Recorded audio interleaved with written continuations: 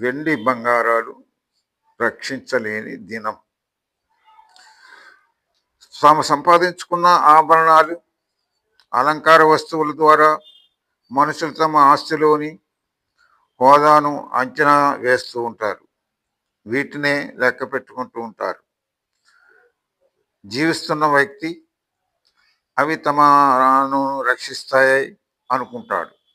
వెండి బంగారాలు రక్షిస్తాయన్న తలంపుతో ఉన్నవారు తమను సమృద్ధిలోనికి నడిపించిన అత్యున్నతులైన దేవుణ్ణి మరిచి జీవించుటకు మొదట ఇశ్రాయేలీయుల పైన దేవుడు విధించిన తీర్పును గుర్తు తెచ్చుకోవాలి.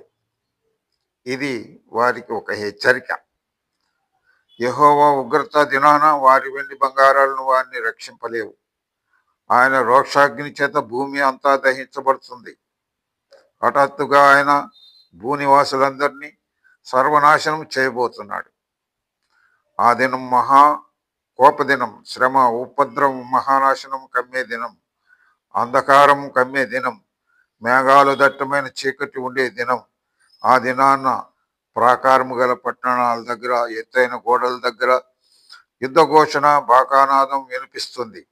ఆ ఎగిప్తు బానిసత్వం నుంచి సూచక్రియల ద్వారా, అద్భుతాల ద్వారా ఇశ్రాయేలును విమోచించి ఎర్ర సముద్రాన్ని, యోర్దాను నదిని పాయలను చేసి 40 సంవత్సరాల పాటు ఎడారిలో పగలు నీడ కొరకు మేఘస్తంభాన్ని, రాత్రి వెలుగు కొరకు అగ్నిస్తంభాన్ని ఇచ్చి నడిపించి, భుజించుటకు మన్నాను ఇచ్చి, పూరేళ్లను ఇచ్చి, పాలు తేనెలు ప్రవహించే కానాను దేశంలో చేర్చిన అత్యున్నతుడైన దేవుణ్ణి ఇశ్రాయేలు జనులు మర్చిపోయి అన్యుల దేవతలైన బయలును, మెలకును ఆరాధిస్తూ వారి క్షేత్రాలని కట్టించి పూజించారు. దేవుని నీతి న్యాయాన్ని మరిచి మార్గంలో జీవిస్తూ యెహోవా ఏ మంచిగా చెడుగాని చేయడం చెప్పి దేవుని ప్రవక్తల్ని నిందించారు. వారు తిరిగి వస్తారేమో అని కరుణతో క్షమించడానికి ఎదురు చూస్తున్న దేవుణ్ణి శోధించారు. తన ఉగ్రత దినాన్ని గూర్చి హెచ్చరిక చేసిన వారి వెండి బంగారాలు, వారి ఆస్తి తమ్మును కాపాడుకొనిన దేవుని హేళన చేస్తూ ముందుకు సాగారు. ఆయన ఉగ్రత దినం ఎంతో భయంకరమైనది.